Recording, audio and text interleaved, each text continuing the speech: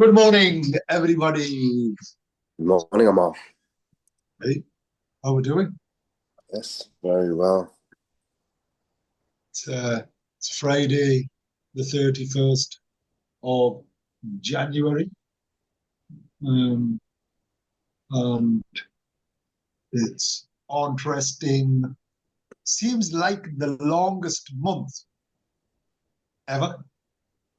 You Do you think not so? think? I Do think you I've not got think? mixed. I've got mixed thoughts on that because I think we're still 1 month is down in 2025, and there's only Yeah. 11 months to. No, I think it's still. I think time does for me goes relatively fast. Oh no, I didn't say it hasn't gone fast. It just feels like as if this year is like if you told me it was June, I wouldn't disagree with you. Hmm. I know that. Is it payday today after 5 weeks or something? Yeah, yeah. So I think Six weeks. that's been Six quite weeks. that's been quite difficult for us because when you have to plan and all of that stuff. And I think that's been quite a big thing. Quite a lot of people have mentioned that because so when it's pay weekend, and it's been the longest one. So maybe from that perspective, Amar, it's been quite long for a lot of people. Mm, yeah, I agree. Um, and in fact, that's what people have been saying, and Mm, you can see the happiness in everyone who's getting paid versus mm, those who are having to pay. Is the yeah, challenge. Um, yeah, but no, yeah, it's great. I really enjoy seeing people, sort of getting paid and being happy about getting paid, and then going out and celebrating getting paid. Um, I do um, appreciate that. Um, So yeah. Anyway, good morning, listeners and viewers. You're listening to Ammar and Jalf. live on our weekly radio show right here on Spice FM. Each week we'll try and bring some views, news, and one or two clues from the business world. Asian Business Connections aims to connect, support, and promote the Asian and wider communities. We'll be talking shop quite literally, not just corner shops. Whether you're looking to start a business, have an existing business, or you just want to talk business, we can help. Yeah, we can't help. We can't help. Um, It's interesting. My slides and presentation seem to be getting shorter and shorter every single week. There'll just be a slide of me and you going in the future, but that's not a bad thing. Um, so let me just, because we have some slides, we yeah, I don't need a new picture of you, Jeff. I think I need to get an update. That one's, Yeah. I don't know, it's 5 years old. Jesus. Is that the front of Kai Kai? Is that what it is? Is Yeah, that where it's front of from? and that's probably 2020 or 2021. Right. Okay. Interesting. Yeah, so it's January, really peculiar year, and time of year is what it is. Let's see what's going on in the news.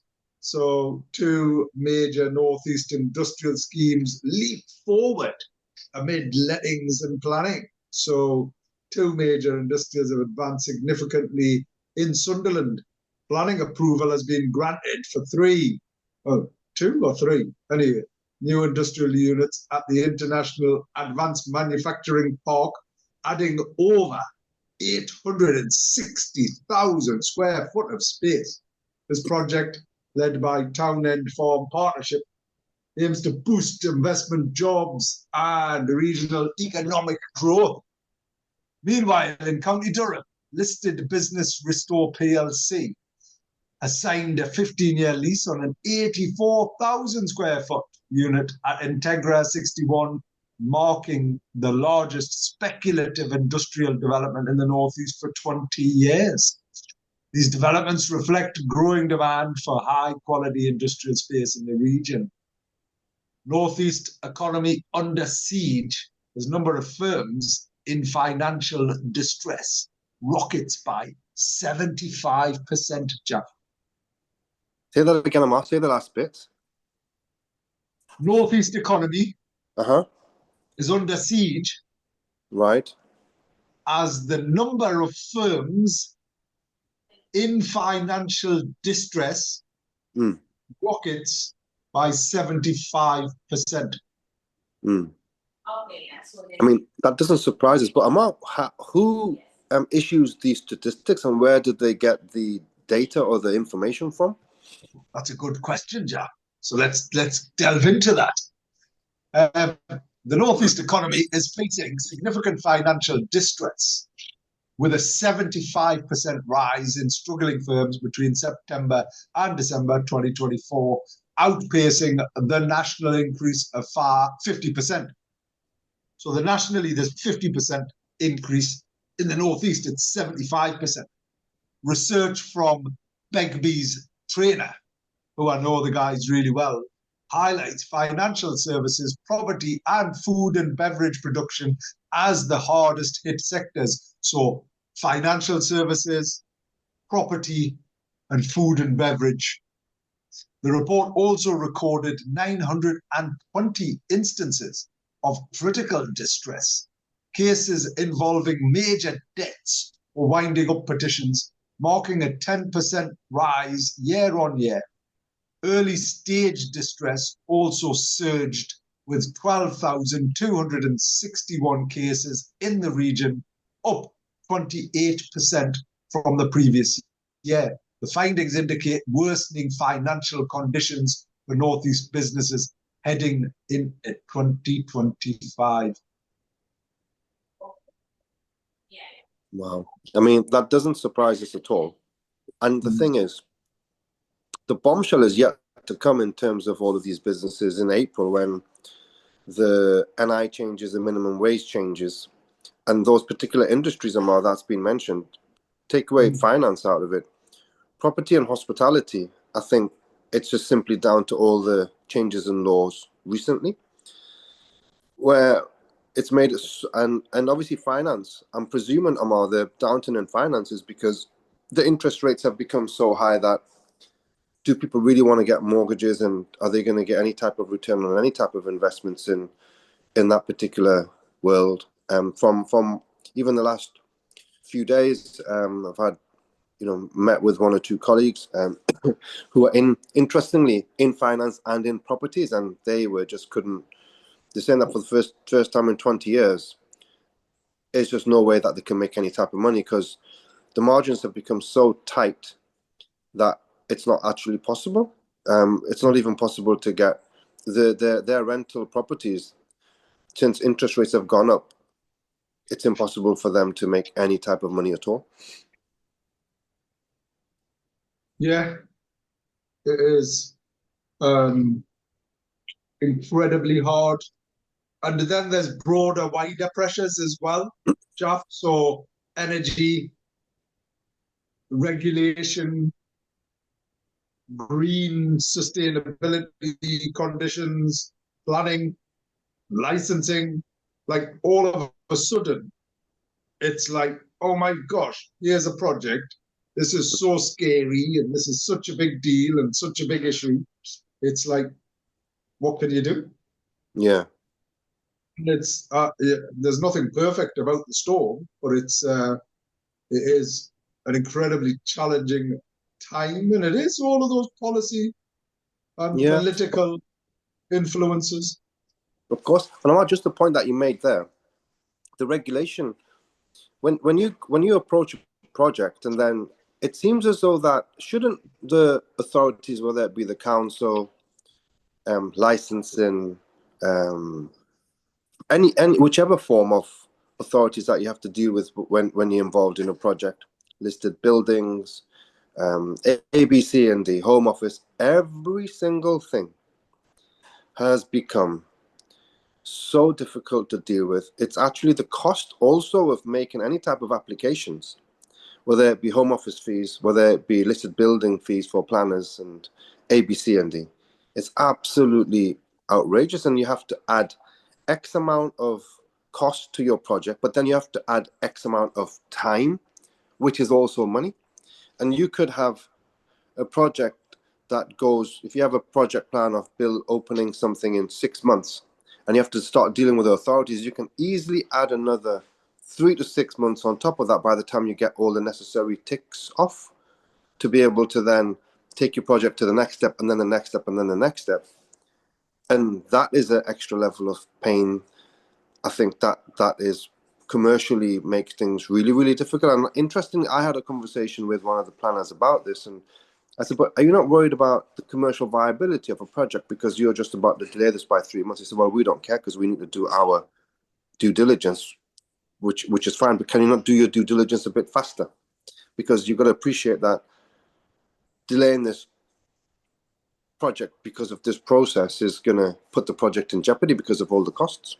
But I think they're quite oblivious to the commercial world in terms of those operators, what they have to go through in order to bring a project to life to the greater benefit of a city, but the pain you have to go through just to make the city better, it doesn't make any sense, does it, Ammar? It should be the other way around. They should be saying, oh my God, you're going to bring this great project to the city. We're all here to help you and give you a helping hand and make things as easy and be that support network for you. Because isn't that how it's supposed to be? Or am I getting something wrong here?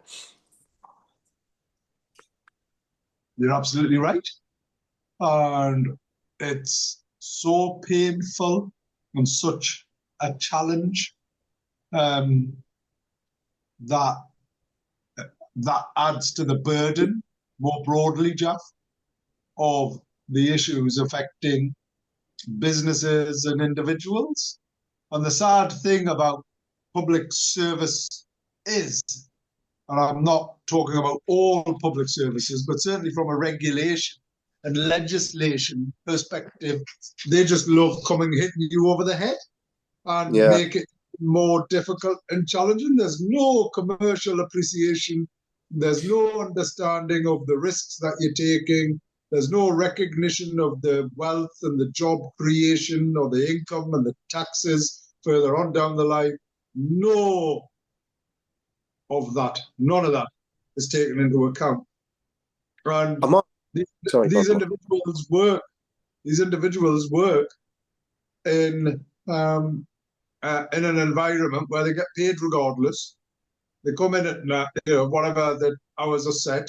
They've got so many unions and protected rights and everything else. And I'm not saying that's not a bad thing, or I'm not saying that's a good, it's not a good thing. I'm just suggesting that our public services are really not focused on the public, more just on the service part. And there's a question around service. It's almost it's a stick rather than a service to beat people up as part of that issue. Is what it is. So yeah, it is so hard. Challenging. Ammar, I don't know if within your circle, but there was some statistics. Can't remember where it was. Apparently, 11,000 millionaires have left Britain in the last few months. Have you heard about that? Yeah. There was like one every few minutes. It's just unbelievable. I mean, I think when I've spoke to one or two friends, very well to do, done very, very well over the last 15, 20 years, and they just feel that, do you know what? They feel violated. They feel that, look, it's not fair because we are the creative job creators. We've done this project, that project, added value to this area, and this area, and we just feel that there's no type of help, no type of support anymore, and we're not valued. And they want to go somewhere where the taxes are fairer, and they get more for their efforts and the level of intelligence, creativity, and the risk that they're prepared to put into their livelihoods. The returns are greater, and they're beginning to explore other options. And I think it's really sad if Britain as a nation, if they're aware of this, and I'm sure they are, that the government's not there to do anything about it. Because isn't that so sad? Because you've got all of these great people that have done so much for the country, and you're just letting them go because things are not done in a fair way at this moment in time. And whether it be down to poor political decisions, which is then infiltrating on everybody's lives, energy, and blaming Russia for A, B, C, and D, and not sitting around the table to try and fix problems. The situation with Europe, Brexit, everything that happened in the pandemic. It's just all been crazy. And you've got now, everything seems to be coming out the woodwork in America since Trump's come into power. You've got this health secretary, JFK's nephew, RFK, who's going in, and they've pulled out of WHO, the World Health Organization, that wanted the entire country all vaccinated and A, B, C, and D, and all the lockdowns and all of that stuff that was led by Fauci, and they've completely turned everything on its head, and so many reasons that we suffered in 2020. Maybe if a particular government was in place, we may not have suffered, and the economy may not have suffered, and maybe all the trillions of pounds that were given in furlough may not have been necessary. And are we paying for all of that today? They're trying to claw money back from those type of mistakes that the country is now really, really suffering, because the debt is so big that it has to be paid back by putting ridiculous taxes. Then that's driving the people out. Such a vicious circle at the moment. It is. It's incredibly hard, is what it is, and painful. And I mean, I can get that statistic around how many businesses or how many millionaires in the UK, so that everyone can understand it. So according to two sources, 9,500 millionaires are expected to leave the UK through 2024. However, that actually increased, as you say, to more than 10,000. So here's an update as of this morning, and it suggests, and people who don't have millions of pounds, Jaff, might be sat there going, well, what value do they bring? And I don't relate to them, and whatever it is. Well, they create jobs, they create wealth, they support lots of economies, communities. We need them to pay the taxes to keep supporting our public services, our health services, and all of these things. And the more that they depart from the UK, the less likely others are going to come and sort of set up here. And that's a real issue as well. So all of the Chancellor's policies are dependent upon millionaires. Yeah. All of our policies are, because it's all about growth, it's all about investment. But the challenge is you've increased taxes on several different folds. I mean, inheritance tax on pensions, it's just crazy. It's embarrassing. There needs to be a point where it is just ridiculous. I mean, come on. It just doesn't. It just defies logic. I mean, and where does it stop? Because each year there seems to be something that you wouldn't have envisaged. That, oh my God, they would even actually think about that. But it just doesn't make any sense whatsoever. So it is what it is, and I mean, the fact is that you have to survive it, because what can we do about it? Nothing. You have to try and do your absolute best until the time comes where you can't do no more. It's I mean, I think it's useful to contextualize this.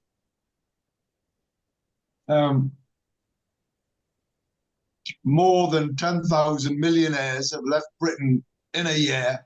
This is where they're all going as well. So this is as of this morning at 6 a.m. So more than 10,000 millionaires left Britain last year, partly to avoid higher taxes, with many quitting for more glamorous destinations. In total, Britain lost a net 10,800, so nearly 1,100 millionaires in 2024, according to the New World Wealth Analytics firm, more than any other country except China. That is a rise of 157% on 4,200 in 2023. NWW said the top cities that UK millionaires are moving to are Amsterdam, Dubai, Geneva, Monaco, Paris, Singapore, and Sydney. Millionaires of retirement age have a preference for the Algarve, Florida, and the Italian Riviera and Malta. The news rocks the UK's international reputation as a hotspot for millionaires to move to, with thousands having immigrated here from the 1950s onwards. Historically, the UK has been a magnet for millionaires from Africa, Asia, Europe, and the Middle East. The NWW head of research said. NWW said that wealth taxes were partly responsible for the exodus, alongside Britain's diminished role in global technology compared to the US and Asia. The faltering London Stock Exchange was another likely reason for many millionaires to leave. Between 2017 and 2023, Jalf, we only lost 16,500. So in 6 years, right, we'd lost 16,500 is what we'd lost. So if you sort of consider that, it's like 2,500 per year. Mm. And that last year increased to 11,000. Yeah, and the vast majority of them were in the latter half of the year. Mm. I mean, I'm presuming when we're talking about millionaires, again, just to reiterate that point, they're going to be some of the brightest, sharpest, most intelligent individuals, because you don't become a millionaire by chance. You just don't wake up in the morning and say, oh, hold on, oh my God, yeah, could have been 50-50, I've just become a millionaire. It's down to particular ethos, raw hard work would be one of them. It would be being very, very creative. Some people, Ammar, you sit around the table and you just have to put your hand up and think, oh my God, man, what an intelligent person you are. It's like intrinsic intelligence that you couldn't even try to be like them. And you have to take your hat off and give it to them. Say, yes, well done, mate, because you're so sharp, you're so creative. You'll think outside the box, and you've got a level of intelligence that's way beyond me. And I've been around the table, and when we were talking about people that are involved in energy and people that are involved when they have to do some sums. Remember when we were going to some energy meetings, and I'm thinking, oh my goodness, I can't even get my head around this. But they deserve their position, and again, that whole benefit to society, because they're the leaders, they're the job creators, the wealth creators, and to lose those people to not do anything to keep a hold of them, it doesn't make any sense whatsoever. No, it doesn't. And it's going to get worse. Things like the challenges around, so the private school tax that was introduced. Yeah, awful. It is shocking. And why is it shocking? Well, I can understand certain people sat there saying, well, my kids don't go, I can't afford to put them through private school. But I know of so many families that do. And Yeah. they scrape and save and work 2, 3 jobs. You know, in fact, I'm happy to share this. My wife only works, so her wages are only spent on private education, right? Because we wanted to try and give our children the best that we can. And education is, fundamentally the best it can. Now, if state schools and education in state schools, and there's a lot of good state schools out there. I'm not suggesting every single one isn't, but I know how challenging it is and how the issues regarding that. And then to all of a sudden whack this 20%, not 5%, not 10%, 20% unilateral cost on education, and the amount, we genuinely reconsidered. We've had to give up things, to be able to afford this. Because we equally didn't want to take them out and impact them when they're in such a critical age and stage. It's not fair, it's not right. So, and I know of so many other people who couldn't afford to, and I know that, that money is just going to go to some other inefficient cause or case where public servants who actually have no service and they don't consider the public in their jobs are just getting paid regardless. Mm.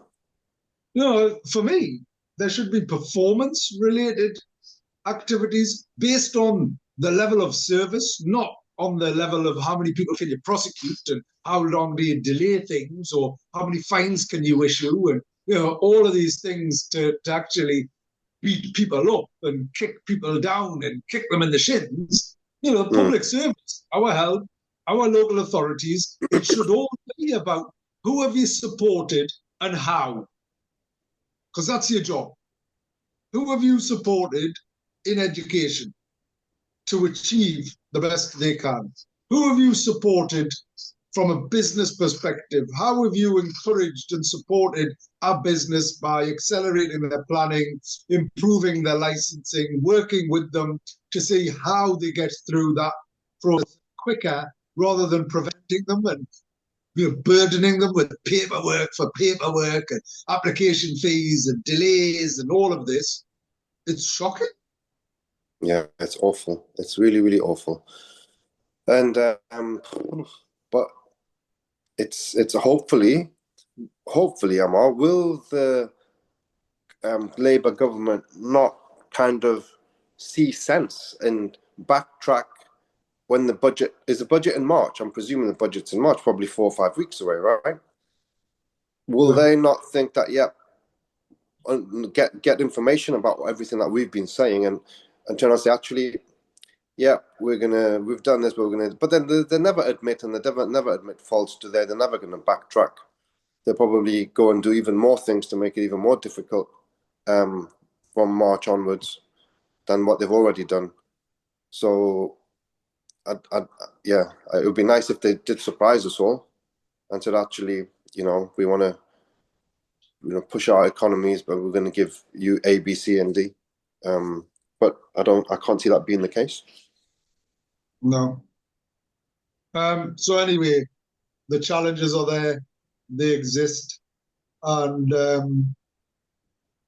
yeah, for me, it is a big issue. Is what it is.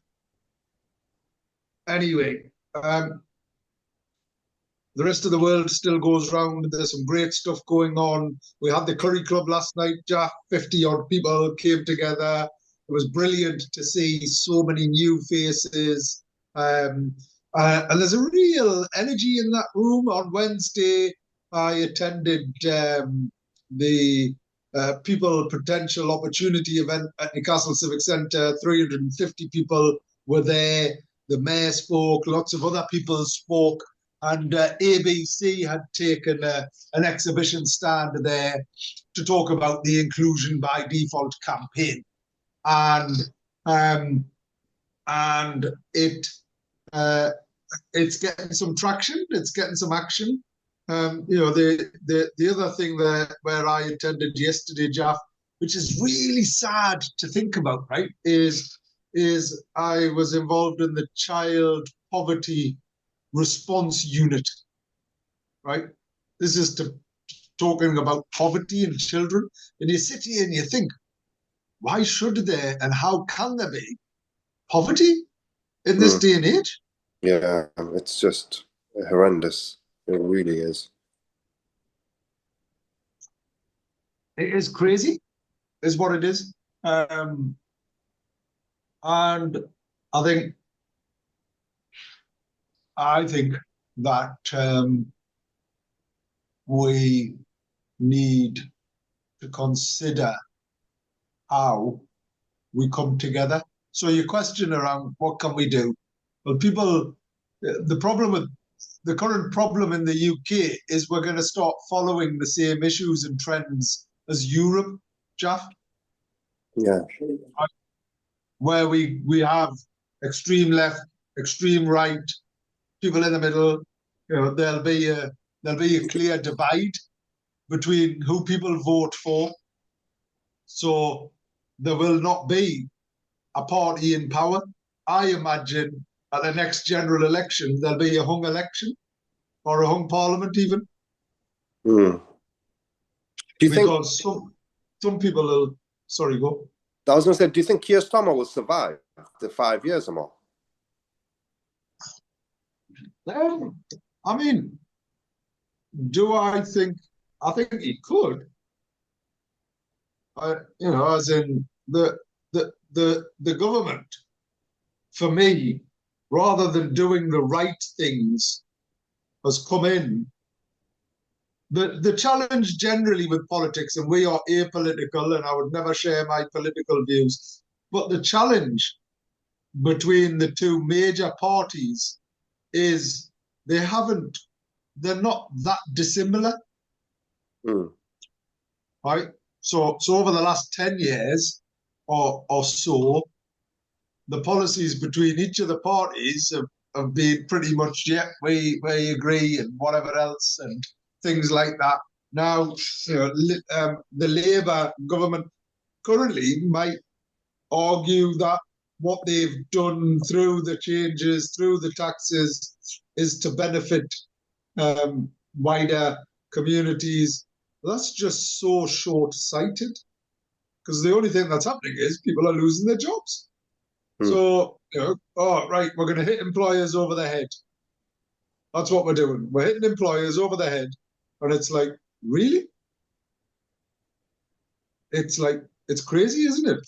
Is what it is. So politics, the people look the same, they talk the same, and they do the same or similar. So the rest of people or the broader community are now going, I don't want the same. I voted for Labour in protest against the Conservatives, right? And look what's happened since. So what am I going to do? You know what? I'm going to give this reform lot a go. And we're going to see that happen quite significantly. And then we're going to see people like Elon Musk influencing this. You're going to see some of the narrative from America influencing it. Well, again, that was going to be my point, Ammar, with they're very much anti-Keir Starmer, aren't they? Because I think Lammy, he called, didn't have very much good words to say about Trump. So I think they haven't been as forthcoming towards Keir Starmer as previous kind of presidents have been, along with Keir Starmer along with Elon Musk, who is now, as a part of the American government, must have quite a high position. He's openly asking Keir Starmer to resign and calling him all the names under the sun, which is unheard of, really, isn't it? In many ways, an American minister asking, like, got his back up against our prime minister. And someone in that powerful position, like Elon Musk has got such a powerful position, hasn't he? Oh, without a doubt. But he's also got a platform, and actually, the thing with Elon is he is incredibly intelligent. He's one of those people that you made reference to. He's just so happens to be the richest man in the world, and he didn't Yeah, get there for being stupid or winning the lottery. yeah, He started off being one of those individuals. He's an engineer, Jaff. yeah, yeah, Elon Musk is an engineer, right? That's very so engineers understand. I mean, the technological advance of everything that he's been involved in is just astounding, yeah, right? And you can't lose sight of that, nor should we. It's like, see, to sort of see that now, the whole Twitter X thing, people might be sat there going, he bought it for 40 billion and he was forced to buy it and whatever else. But it's given him a platform. And I've equally seen over the recent weeks, in particular, lots of people saying we're not using X. Well, for every person leaving it, there's like 10 people joining it. yeah, So there's that. Um, is it like the Wild West, where everybody and anybody can say anything they want without recourse? So, yes, there's an element to that. And there needs to be a balance around free speech. You shouldn't be going around abusing people on any platform, and I think that's wrong. But should you be prevented from sharing your views if you hold those views with sincerity and authenticity, then you're doing so to be able to go, I disagree with this, then that needs to be considered.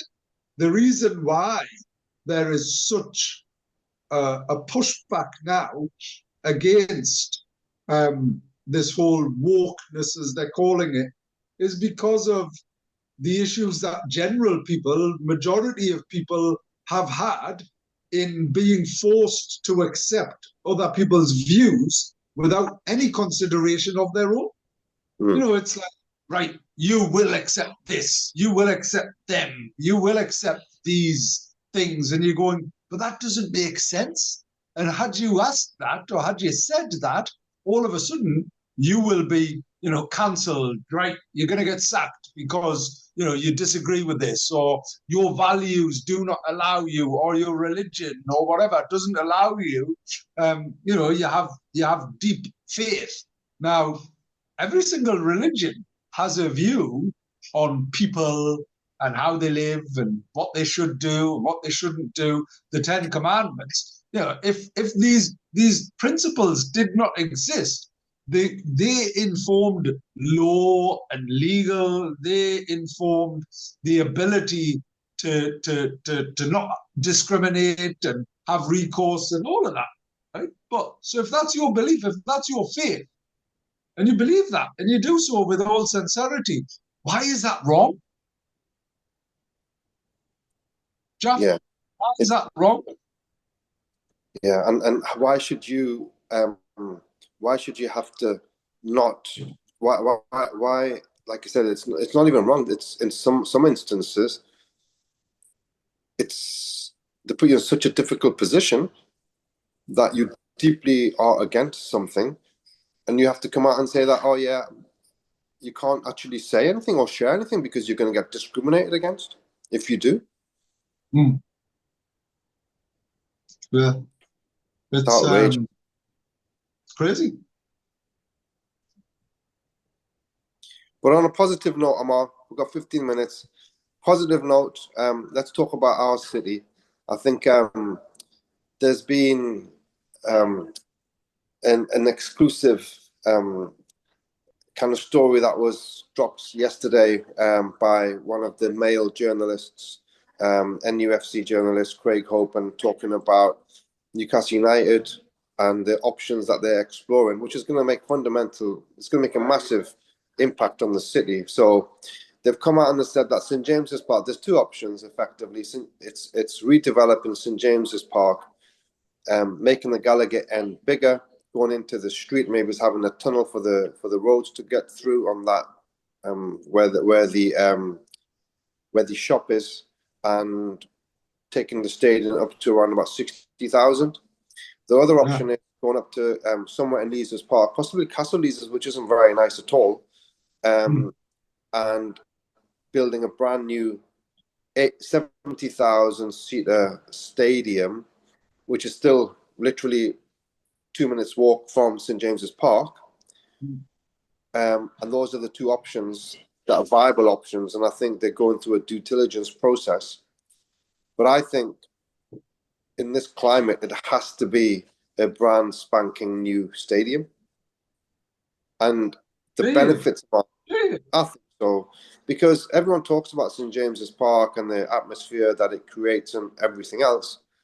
But at the end of the day, Ammar, if you can't tackle PSR because you don't have a stadium big enough to generate that revenue to be able to spend on players, then we're going to be up against it. Whereas if you've got a brand spanking new stadium, 70,000 seater, and that's obviously going to generate its own revenue. It'll be the best stadium in the world, globally recognized. Put Newcastle on the map. £1.5 billion spent on it. You got all influx of all of those people into the city, whether it be the architects, engineers, civil engineers, A, B, C, and D coming from around the world, sponsors, and I think that takes the city to a different level, and that's the only way to compete with the best clubs in the world. I think St James's Park is an iconic stadium, but the iconic stadium is all about the fans. Fans are the ones that create the atmosphere. So I'm presuming naturally the directors would be given that the biggest thought, right? How do we create the best atmosphere? Go around the world, have a look at all the stadiums, like the yellow wall at Dortmund, and the one big see, the yellow wall is, do you know in Wembley Stadium, you got the bottom circle, right, Ammar, where people sit, and in between, going all the way around the entire stadium, you got the corporates. So you've got a corporate section taking a layer. If you imagine a cake, the middle layer, that's the corporates, and it goes all the way around the stadium. So you got the people at the bottom, they create an atmosphere. The corporates don't shout, don't scream, they're just like, yes, giving a little clap. Atmosphere is lost, and then you got the people at the top to try and regenerate the atmosphere. It's not as atmospheric. Whereas if you do one entire section where it's uninterrupted and it's just the rawness of imagine the Gallagher end or the Leazes end uninterrupted on each end, massive. And you give like really, really cheap season tickets. So people from around the region bring all of their kids and create that ruckus atmosphere on those two ends. I think if they think about, I'm sure they're going to have a lot more, specialists than you and I to be able to, create something on those lines. And you have the hospitality on both sides, around, the center circle to the 18-yard box. And that's enough hospitality and enough people at the front of those ends to be able to create a really great atmosphere. The acoustics will be a million times better. It'll be multi-dimensional, where you can have concerts and events. Imagine the Riyadh season coming to Newcastle with Tyson Fury fighting Usyk and other fights of that particular ilk coming to the city. I think then that transforms, and then that would be income generating in today's PCR world. And I think that would put Newcastle on the map internationally, and I think I'm definitely for that, as long as the soul of the fans isn't lost, and they consider that, and they make sure that those fans, especially the away fans, they are looked after, and they're given, you put them in one section and they become the soul of the new stadium.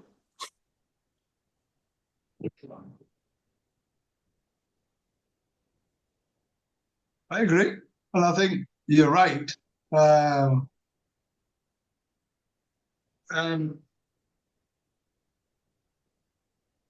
I think it is critical for me, though. I think we need to consider the St James's option, though, Jeff, I think moving it anywhere else will impact it, won't it? From But if where it's going, where people go to, where they come from, what they do, and all of that. it's just gonna be 1 minute away though. Mm. So you're moving it like 200 yards away just to give you the space, and then you would turn that into the green of Leazes Park, and then you take a different part of the Leazes Park, move the stadium. Still, literally, it's going to add 5 minutes to your travel to get to the stadium, which is not. It's still in the city centre. It's still, in the same location. I think St James's Park, the redevelopment, it gives you its limitations of the current PCR world, where you can't the Sam Fender event that they're doing. It's not the best because the stadium is designed as a football stadium. It's not designed as a multi-purpose stadium, so it's not. It can't actually. It's not as good. But if you imagine you do a multi-purpose stadium, that can be transformed into concerts and ABC and D because it's got the infrastructure in place at the offset, and the revenue that could generate would be like unbelievable. Yeah, fair enough. I think whatever happens is it is exciting. Newcastle continue to play well.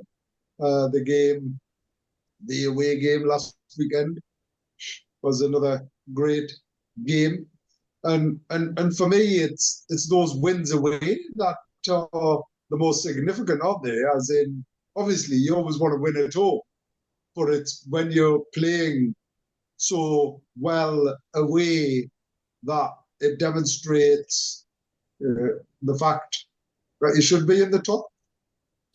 Yeah, and I think it's 5 away wins in a row, and I don't know the last time that we did that. The next away game, though, however, I think we play Fulham tomorrow. We play Arsenal on Wednesday, and I think next Saturday, no, it's Nottingham Forest at home, and I think after that it's Man City away, and then it's Liverpool away.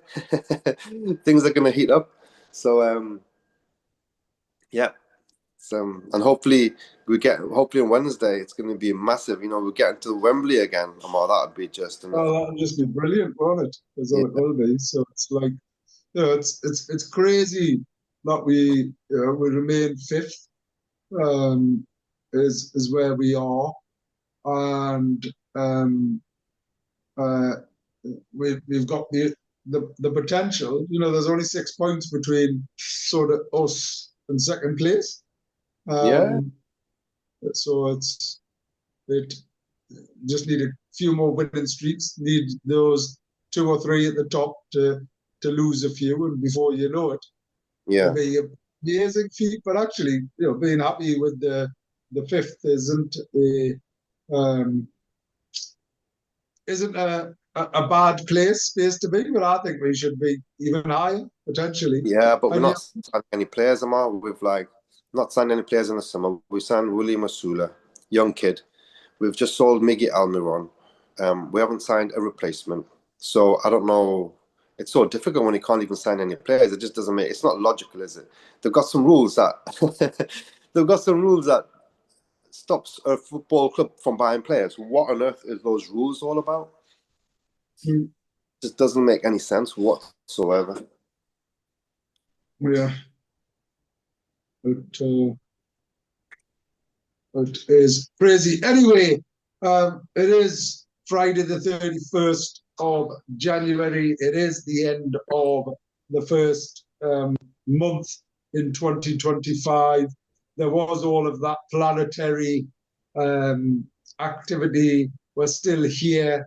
It wasn't Armageddon. It wasn't the planets aligning to take over and let there be light, as they say.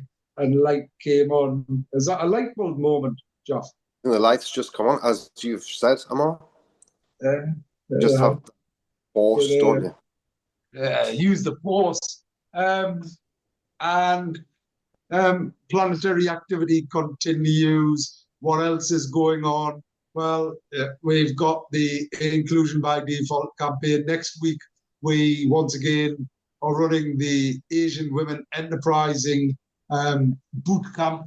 Jaff, if there's actually, if you're around, it'll be nice for you to pop up. But more critically, if anybody is out there, you're an Asian woman and you would like to develop your enterprise skills, or you have an existing business, whatever that business is, and would like some support on growing that business, the one key thing that every person and business needs right now is that external support. So don't bury your head if it's not performing. Don't be one of these statistics around being a business in crisis. Let's do something about this, and get the support.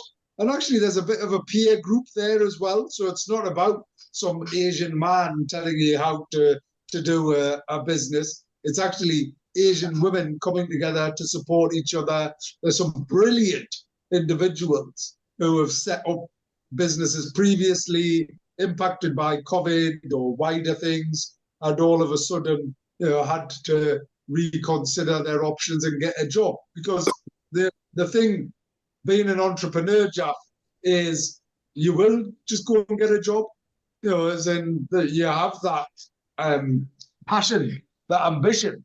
And personally, it was really interesting. Last year, I tried it for a bit, and it wasn't me. I didn't have to go and get a job. I was asked for it. I was offered a job, and it felt like an offer I couldn't refuse. And then I realized I can't. I haven't worked for anyone for 20 odd years, right? Yeah. It's like it's nearly half of my life. I haven't worked for someone. And then all of a sudden, to do that, you think, all right, okay, let's give it a go. You don't know what you don't know. And then when you do it, you go, it's not for me, really. As in, and plus, it also prevents me from doing all of the stuff that I do, where I give away my time. I actually love helping people. So, I can't necessarily always afford to, but I'll always try to. So wherever I can. So this boot camp with Iram Ali is happening at the Beacon next Wednesday. We've got British Business Bank there, so we've got the national government's financial support organisation come and talk about what your financial needs are, and get the support that you need and want. So if you're listening and you're an Asian woman and you're either running a business or want to set up a business and don't know where to turn, come along. There's some wonderful Asian women already there, and get all of the support that you need and access the experience and expertise from lots of people who have already been there and done it. So that's going on. And then as part of next week, I'm also off for some training myself as well, Jaff. So I'm looking forward to that as part of that. Anyway, you've been listening to Ammar and Jaff. And sorry, I stepped on your toes there. You've been listening to Ammar and Jaff. Yeah, live on your weekly radio show right here on Spice FM. It's crazy. We've been going for longer than 15 years now, Jaff. I got a Facebook reminder last week of our radio show from 2010. It popped up saying tune in. I feel privileged that I can see your face every Friday morning. The pleasure and honour is all mine. Keep doing what you're doing, Jaff. You're doing an amazing thing. Thank you so much for your hospitality.